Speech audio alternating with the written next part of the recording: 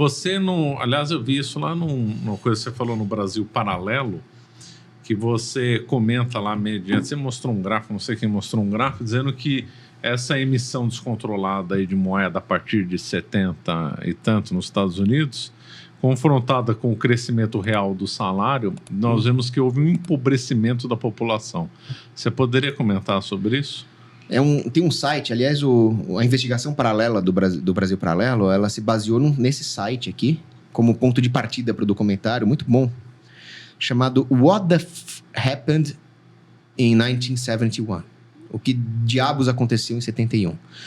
Os gráficos são assustadores, porque existe um crescimento inercial da produtividade de uma economia pelo próprio fato de que a tecnologia e o conhecimento técnico vai se acumulando na sociedade. Claro que alguns são perdidos, né? O fogo grego seria tão bom se tivesse hoje, né? Resolveria muita coisa. Mas, em geral, há um desenvolvimento tecnológico cumulativo, mesmo se houver algum grau de degeneração social e cultural. Então, a hora que o gráfico do desenvolvimento institucional, social, cultural, jurídico começa a cair, ainda o técnico, científico, progride por algum tempo antes de começar a cair também. Foi assim, por exemplo, na Renascença. As instituições medievais entraram em declínio, houve um declínio moral, mas ainda houve um progresso técnico nas artes. Depois começou a cair também, chegando ao mictório de hoje, né? É, a arte moderna atual. Então, lá em 1971, a produtividade da economia ainda aumenta. Só que se antes os salários reais dos trabalhadores assalariados acompanhava quase que numa correlação perfeita o crescimento dessa produtividade, a partir de 1971 começa a haver uma discrepância. Então, a produtividade vai subindo, menos até do que deveria subir, e o salário do trabalhador começa a se estabilizar e depois cair em termos de poder de compra real. Isso é um dos gráficos. Aí existem outros gráficos terríveis. Com que idade uma pessoa consegue comprar uma casa própria? Isso vai aumentando. Os casamentos acabando em divórcio, porque para compensar a perda desse poder aquisitivo, a mulher tem que entrar no mercado de trabalho. Aí já começa a ter uma instabilidade no lar. Aí já começa a ter divórcio. Também entram outros fatores aqui também. Fatores morais, por exemplo, vai ter famílias menores. É péssimo. É péssimo. Aí as famílias maiores eram subsidiárias. Tinha o avô, o primo, o tio, cada um se ajudava. Aí, quando isso acaba, começa a entrar a substituição da família pelos programas assistenciais do governo, que são pagos com a mesma inflação que gerou todo o problema, um ciclo vicioso. Vai chegar um momento que nós vamos ter uma ruptura, né? Porque se o gráfico lá, eu vi esse gráfico, ele está distanciando, vai chegar uma hora que vai entrar em colapso. Né? Eu acredito que vai ter um colapso, mas não vai ser um colapso que vai destruir completamente a raiz do mal. O que vai acontecer vai ser uma alternância calculada com uma oposição controlada. Então entra um candidato mais à direitinha, que começa a adotar umas medidas mais austeras. A liberdade vem com tudo, sabe? Mas o mal, a raiz do mal permanece. Tem um problema moral sério na década de 70 também. Não é só problema econômico. Em 63, vem o Vaticano II. Em 68, altera-se a liturgia da igreja. Em 70, já estava uma falsa igreja no lugar da católica. E ferrou. Eu já vou descortar e não ferrou tudo. Não vou entrar nesse debate aqui. Se depois você quiser discutir isso daí, a gente pode ir num outro debate. Você aceita? Sim, óbvio. Esse é um debate espetacular também. Mas em relação ao problema econômico, ele conta muito. E a partir de 70, por exemplo, acontece o problema dos países nórdicos, né? Do socialismo nórdico. Os países nórdicos acumularam muito capital no século XIX, etc. A partir da década de 70 vem o welfare state nórdico. Então entra o problema da estagflação, que foi um fenômeno dos anos 70, que é o país que fica estagnado mesmo com a expansão de crédito. Os Estados Unidos foi mais ou menos assim, né? E aí o keynesiano fica com a cara do Pikachu, né? Mas a minha teoria falava que era o contrário. É isso. Então a sua teoria está errada, seu keynesiano. Agora, uma questão. Não é bem o Fed que controla diretamente o mundo financeiro. É o BIS, lá na Basileia, não é isso? Yeah. Comente um pouco aí sobre o BIS. Pois é. Esses Banco Internacional, o FMI, os acordos da Basileia, eles são os reguladores dos bancos centrais no mundo. E eles são formados lá em Bretton Woods. Então, você vê como as coisas já estavam encadeadas. Quando se forma todo esse sistema, o que acontece é uma regulação internacional das reservas obrigatórias, do compulsório dos bancos. Então, são os acordos da Basileia que regulam isso. Claro que os bancos centrais dos países têm uma certa autonomia, mas tudo isso é acordado, em última instância, com o BIS, com o FMI, com todas essas instâncias, né? O BIS principalmente querendo subsidiar grandes projetos globais e o FMI impondo certas políticas macroeconômicas para os países que estão devendo para eles. Só que, na verdade, quase todo mundo está devendo para eles porque ninguém mais emite moeda real. A moeda é dívida.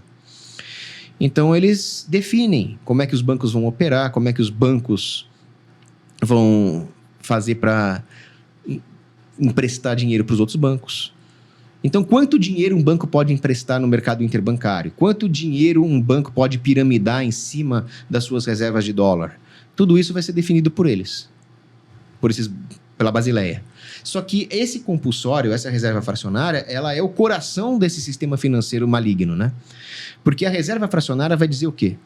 Vai dizer que o dinheiro do correntista não precisa estar integralmente lá. Basta uma fração. Então, vamos supor que o compulsório seja de 20%.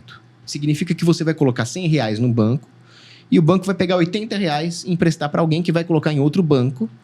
E aí o banco vai poder emprestar R$64 e assim por diante.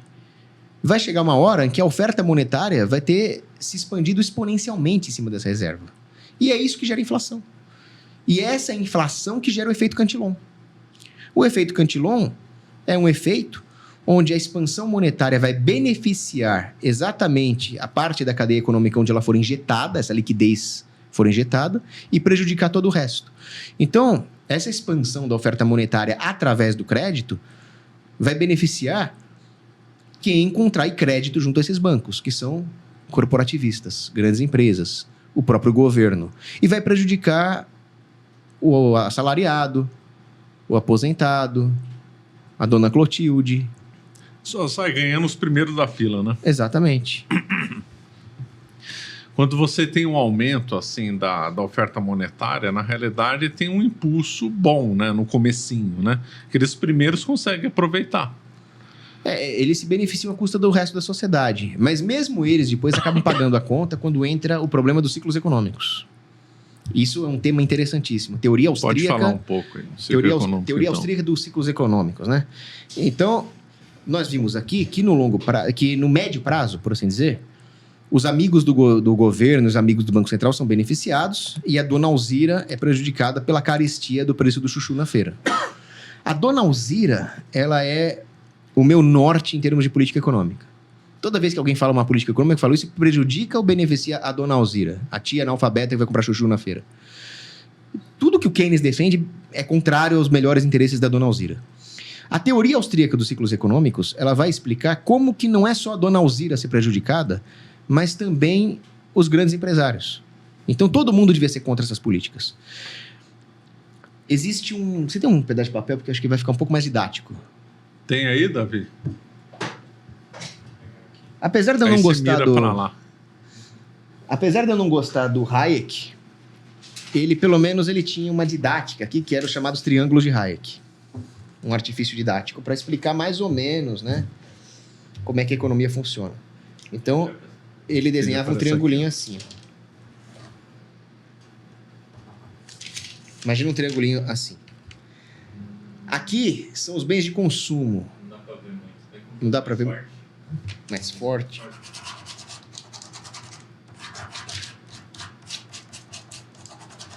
Dá pra ver agora? Dá. Então, aqui são os bens de consumo, varejo, a dona Alzira indo comprar chuchu na feira. E aqui é o começo da cadeia produtiva, são os bens mais primários. Aqui é a mineração, é a construção civil. Aqui no meio está a indústria de transformação. Até chegar no varejo da dona Alzira tem tudo isso. Agora, vocês concordam comigo que uma economia, quanto menos intensiva ela for em capital, mais curto vai ser esse lado do triângulo? Então, imagina uma economia bem primitiva. Eles não vão ter máquinas de produzir, máquinas que escavam, etc. ele vai ter o cara que faz uma rede de pesca artesanalmente e aí ele pesca e ele vende o peixe, acabou. Então o triângulo vai ter 3 etapinhas ali. Com uma economia bem intensiva em capital, onde tem o professor que ensina o engenheiro, que projeta a máquina, que escava a mina, que constrói o caminhão, que transporta o minério, que transforma até chegar lá no negócio que a dona Alzira compra. Então, vai ter muitas e muitas etapas. Só que não dá para simplesmente sair alongando essas etapas, porque entre sair daqui para vir para cá, requer-se tempo. O Keynes acha que você pode minerar e vender o produto final num instante T. Só nos modelos matemáticos idiotas dele. O fato é que demora. Tudo isso aqui requer tempo. Só que lembra o que eu falei sobre preferência temporal? Que é aquela coisa que as pessoas precisam... Elas querem consumir um bem hoje e não amanhã. E se elas forem consumir o bem daqui a um tempo, elas vão exigir uma taxa de desconto. Então, por isso que esse triângulo não pode ser alongado ao bel prazer. É preciso que a economia acumule poupança, que o investidor veja um projeto viável, um projeto que realmente vai gerar mais produtividade e baratear o preço final das coisas, para que isso seja viável economicamente, em outras palavras, que isso seja conforme a preferência temporal dessa economia, dessa sociedade. Aí, a teoria austríaca dos ciclos econômicos vai dizer o seguinte: se o governo expande a oferta monetária, ele passa para o mercado a impressão de que existe mais poupança nessa economia do que realmente existe. E aí vai começar a ter projetos nessa economia errôneos. As pessoas vão começar a investir em projetos de muito longo prazo, para os quais não vai ter demanda e que não vão gerar produtividade.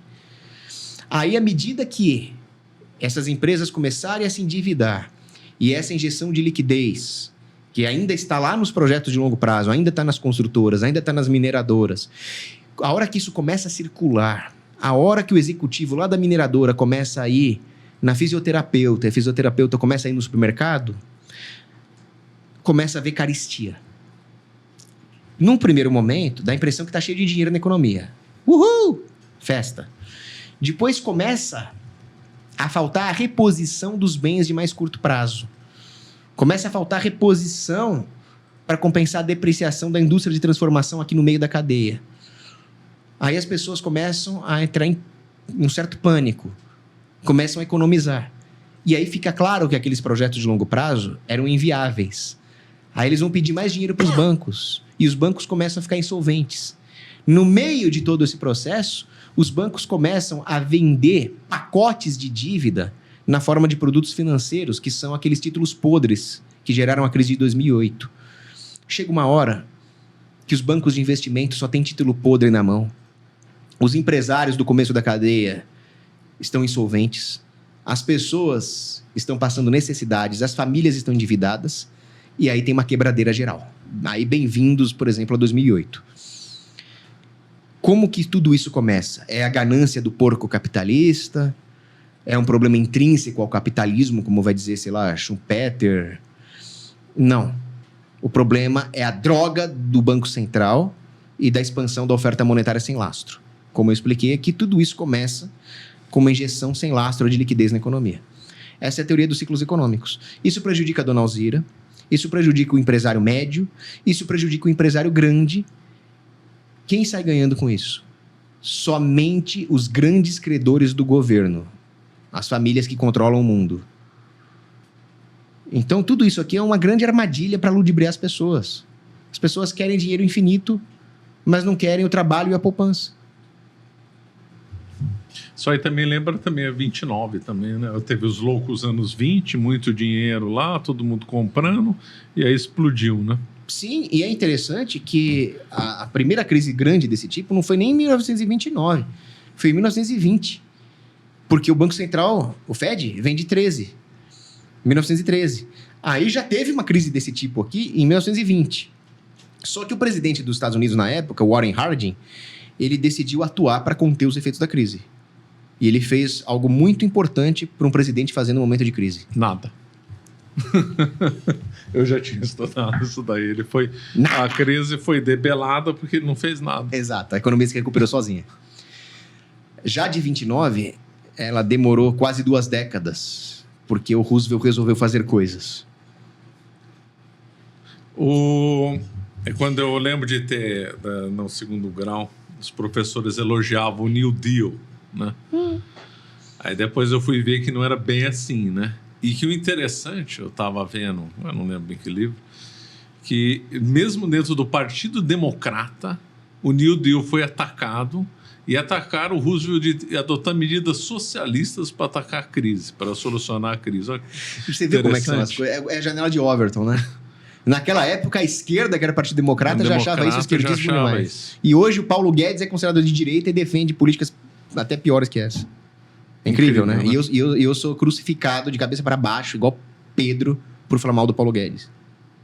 E a crise de New Deal só foi resolvida na Segunda Guerra Mundial, né? Com o fim dela. Você acaba de assistir um corte do Caravelas Podcast. Na tela está aparecendo o episódio completo e outro corte. Muito obrigado pela atenção.